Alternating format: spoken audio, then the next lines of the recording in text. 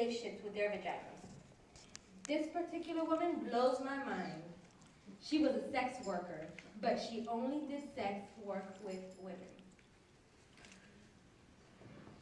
I love vaginas, I love women. I do not see them as separate things. Women pay me to dominate them, to excite them, to make them come. I didn't start out like this, no. I started out as a wire. But in my late 30s, I became obsessed with making women happy. It began as a mission of sorts, but then I got involved in it. I got very good at it, kind of brilliant. It was my art. I started getting paid for it. It was as if I had found my calling. I wore outrageous outfits when I dominated women, lace, silk, leather, and I used props, whips, handcuffs, ropes, dildos. There was nothing like that in tax law. There were no props, no excitement, and I hated those blue corporate outfits, although I'd wear them from time to time in my new line of work, and they serve quite nicely. There were no props in corporate law, no wetness, no dark, mysterious foreplay, no erect nipples, no delicious mouths, but mainly there was no moaning. Not the kind I'm talking about anyway. This was the key, I see that now. Moaning was the thing that ultimately seduced me and got me addicted to making women happy. When I was a little girl and I would see women in the movies making love, making strange, orgasmic, moaning noises, I used to laugh. I got strangely hysterical. I couldn't believe that big, outrageous, ungoverned sound came out of those women. I longed to moan. I practiced in front of my mirror on a tape recorder, moaning in various keys, various tones. And I played it back. It always sounded fake. It was fake.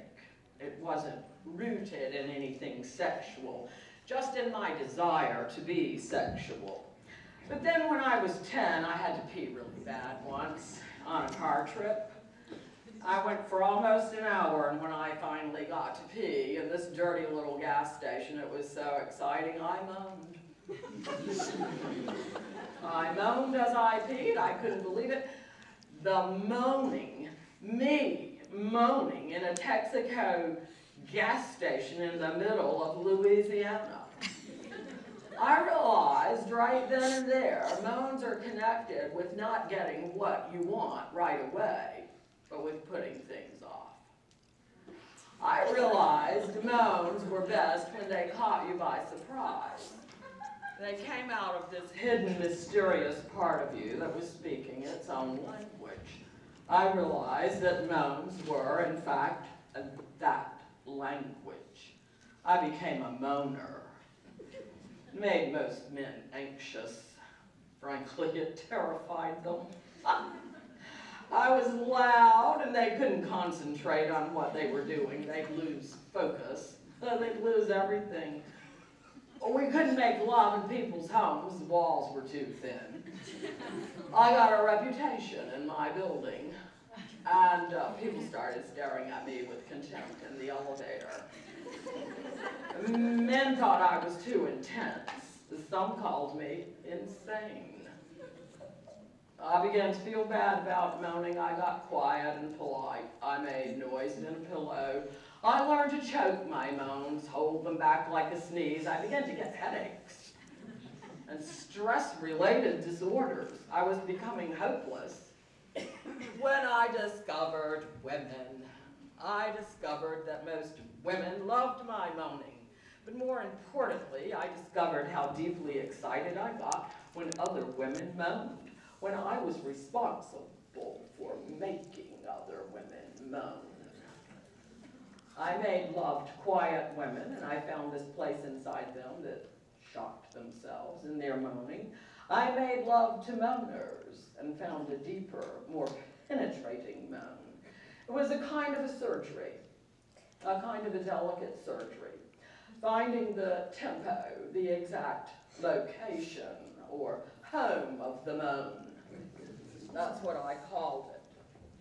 Sometimes I found it over a woman's jeans. Sometimes I snuck up on it, off the record, quietly disarming the surrounding alarms and moving in. Sometimes I used force, but not violent, oppressing force, more like dominating. I'm going to take you someplace, don't worry. Just lay back and enjoy the ride, kind of force. Sometimes it was simply mundane. I found the moan before things even started. While we were eating salad or chicken, just casual, right there, with my fingers. Here it is, real simple, right in the kitchen. All mixed in with the balsamic vinegar. Sometimes I used props. I loved props. Sometimes I made the woman find her own moan in front of me. I waited, stuck it out until she opened herself. I wasn't fooled by the minor, more obvious moans. Oh no. I pushed further, all the way into the power moan.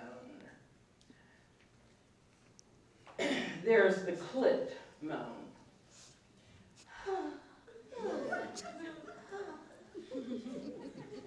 The vaginal moan.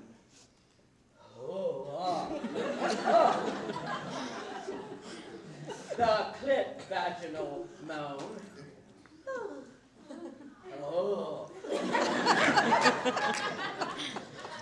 There's a circling moan.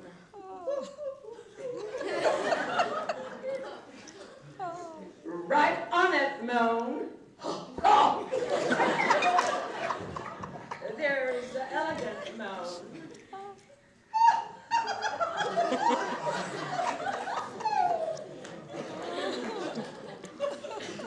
There's the gracie, slick moan.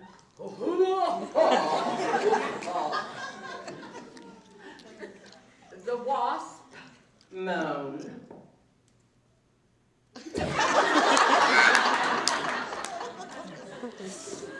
The Jewish moan.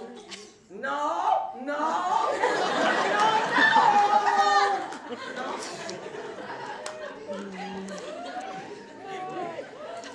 The African American moan.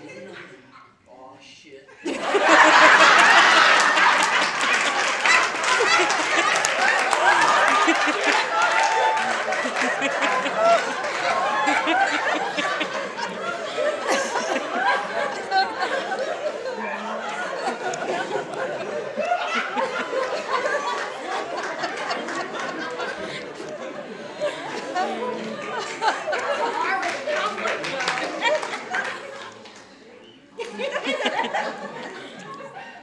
Irish Catholic. Irish Catholic. Forgive me.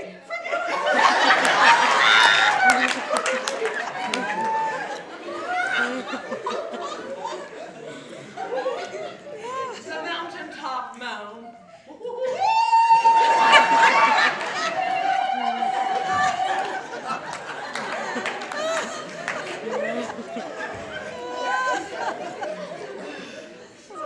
The baby moan.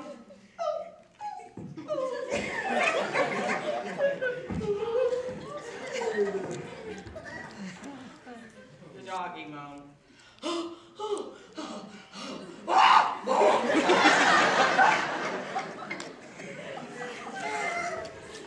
The militant, uninhibited, bisexual moan.